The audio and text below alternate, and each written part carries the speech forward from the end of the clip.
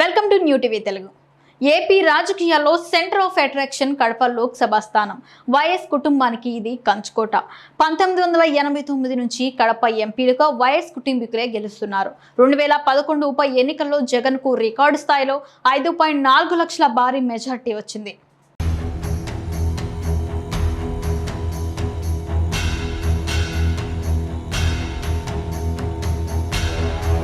2009 లోక్సభ ఎన్నికల ద్వారా వైఎస్ రాజశేఖర రెడ్డి తనయుడు వైఎస్ జగన్మోహన్ రెడ్డి రాజకీయాల్లోకి అడుగుపెట్టారు. 2009 ఎన్నికల్లో తన సమీప ప్రత్యర్థి పాలెం శ్రీకాంత్ రెడ్డిపై జగన్ 1.78 లక్షల మెజార్టీతో విజయం సాధించారు. వైఎస్ మరణంతో జగన్ కాంగ్రెస్ పార్టీకి ఎంపీ పదవికి రాజీనామా చేసి తన తండ్రి పేరు కలిసొచ్చేలా వైఎస్ఆర్ కాంగ్రెస్ పార్టీని ఏర్పాటు చేశారు. 2011లో కడప లోక్సభ స్థానానికి జరిగిన ఉప ఎన్నికల్లో జగన్ ఏకంగా 5.45 లక్షల భారీ మెజారిటీతో విజయం సాధించారు. 2014లో వైఎస్ జగన్ పులివెందుల నుంచి అసెంబ్లీకి పోటీ చేయగా ఆయనకు సోదరుడి వరుసయ్యే వైఎస్ అవినాష్ కడప ఎంపీగా పోటీ చేశారు. టీడీపీ అభ్యర్థి రెడ్డప్పగారి శ్రీనివాస్ రెడ్డిపై 1.90 లక్షల ఓట్ల తేడాతో అవినాష్ గెలుపొందారు. 2019 ఎన్నికల్లో సి ఆదినారాయణ రెడ్డిపై అవినాష్ రెడ్డి 3.80 లక్షల భారీ మెజార్టీతో విజయం సాధించి వరుసగా రెండోసారి లోక్సభకు ఎన్నికయ్యారు. 2024 లోక్సభ ఎన్నికల్లో వైసీపీ నుంచి వైఎస్ అవినాష్ రెడ్డి మరోసారి బరిలో నిలవగా కాంగ్రెస్ పార్టీ నుంచి వైఎస్ జగన్ సోదరి ఏపీ కాంగ్రెస్ అధ్యక్షురాలు వైఎస్ షర్మిల బరిలో నిలిచారు. దీంతో కడప స్థానంలో పోటీ ఆసక్తికరంగా మారింది.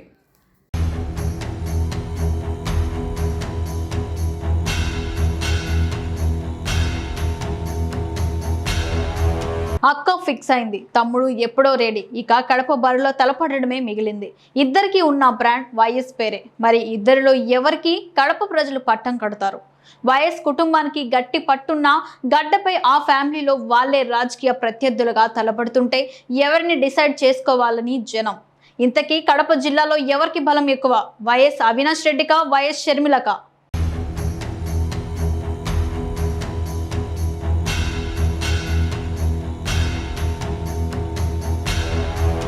అసలు వైఎస్ షర్మిల బలం ఎంత? అన్నికంటే ముందు మాట్లాడుకోవాల్సిన అంశం ఇది.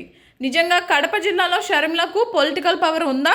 ఎందుకని కడపలో, అది కూడా వైఎస్ అవినాష్కు పోటీగా బరిలో దిగుతున్నారు? వైఎస్ అనే ఒక్క పేరు, రాజశేఖర రెడ్డి బిడ్డ అన్న అభిమానం మాత్రమే షర్మిలను గెలిపిస్తుందా? అదే నిజమైతే అదే వైఎస్ ఫ్యాక్టర్ వైఎస్ జగన్కు కూడా కలిసి వస్తున్నట్లేగా. పైగా కడప ఎంపీ అభ్యర్థిగా వైఎస్ అవినాష్ రెడ్డిని స్వయంగా నిలబెట్టింది వైఎస్ జగనే. తన తమ్ముడిని గెలిపించండి అని అడుగుతున్నారు. అలాంటిది తమ్ముడిని ఓడించేందుకు అక్క ప్రయత్నం ఫలిస్తుందా? 2009 ముందు వరకు కడప జిల్లా కాంగ్రెస్ పార్టీకి కంచుకోట. 2009లో వైఎస్ జగన్ మొదటిసారి కడప ఎంపీగా గెలిచింది కూడా కాంగ్రెస్ పార్టీ నుంచే.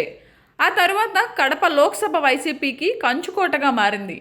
ఆ మాటకొస్తే కడప జిల్లాలో ఇప్పటికీ వైఎస్ కుటుంబానికే పట్టు ఉంది.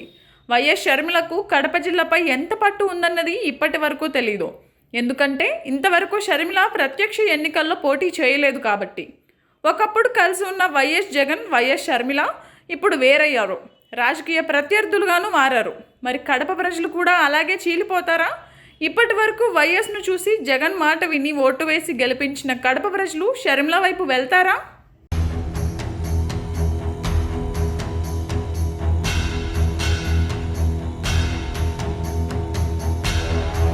కడపలో ఇంకో ప్రశ్న కూడా బలంగా వినిపిస్తుంది.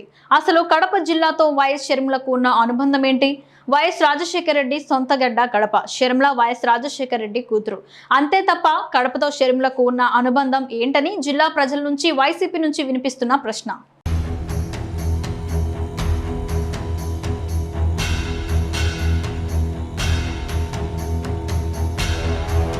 రాజశేఖర రెడ్డి బిడ్డగా షర్మిలపై అభిమానం ఉంటే ఉండొచ్చు. కానీ కాంగ్రెస్ పార్టీకి కానీ వ్యక్తిగతంగా షర్మిలకు కానీ కడప జిల్లాలో ఉన్న బలం ఎంత అనే ప్రశ్న కూడా వినిపిస్తుంది ఇప్పుడు. ఈ పార్లమెంట్ పరిధిలో కడప, పులివెందుల, జమ్మలమడుగు, బద్వేలు, పొద్దుటూరు, కమలాపురం, మైదుకూరు అసెంబ్లీ నియోజకవర్గాలు ఉన్నాయి. ఈ 7 నియోజకవర్గాల్లో కాంగ్రెస్ పార్టీ బలంగానే ఉందా అని ప్రశ్నిస్తున్నారు. పైగా వైఎస్ అభిమానులు ఇప్పటికీ ఒప్పుకోని అంశం ఒకటి ఉంది. వైఎస్ చనిపోయిన తరువాత జగన్ను ఓదార్పు యాత్ర చేయకుండా అడ్డుకున్నది, సిబిఐ కేసులు పెట్టి జైలుకు పంపింది, సిబిఐ ఛార్జ్ షీట్లో వైఎస్ పేరు ప్రస్తావనకు వచ్చేలా చేసింది కాంగ్రెస్ పార్టీనే అన్న భావన ఉంది. అలాంటప్పుడు వైఎస్ అభిమానులు షర్మిల వెనుక నడుస్తారా అనే ప్రశ్న కూడా వినిపిస్తోంది. కాకపోతే ఒకటి, 1989 నుంచి ఇక్కడ వైఎస్ ఫ్యామిలీనే పోటీ చేస్తోంది, గెలుస్తుంది కూడా. వైఎస్ రాజశేఖర రెడ్డి తరువాత కడప ఎంపీగా గెలిచింది వైఎస్ వివేకానందరెడ్డి. పైగా 2 సార్లు గెలిచారు. కడప జిల్లాలో వైఎస్ తర్వాత ఆ ఫ్యామిలీ నుంచి పెద్ద దిక్కుగా కనిపించింది వైఎస్ వివేకానందరెడ్డి.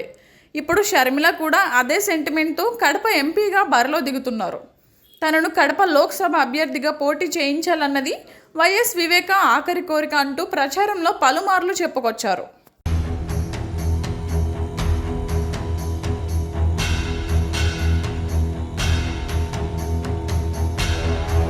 ఇదిలా ఉంటే వైఎస్ ఫ్యామిలీలో జరుగుతున్న ఈ క్లాష్ ను తమకు అనుకూలంగా మార్చుకోవాలనుకుంటుంది కూటమి. ఇప్పటికే కడప లోక్సభ కూటమి అభ్యర్థిగా టీడీపీ నేత భూపేష్ రెడ్డి పేరు ప్రకటించారు. అయితే షర్మిల, అవినాష్ మధ్య ఓట్లు చీలితే అది కూటమికి కలిసొచ్చేలా కనిపిస్తుంది. కూటమి ఆశించినట్లు కడప ప్రజలు కూటమికి పట్టం కడతారా, లేదా మళ్ళీ వైఎస్ కుటుంబాన్ని గద్దెని ఎక్కిస్తారా? అక్కా తమ్ముళ్ల పోరులో కడప ప్రజలు ఎటువైపు నిలుస్తారన్నది మరో వారం రోజుల్లో తెలియనుంది.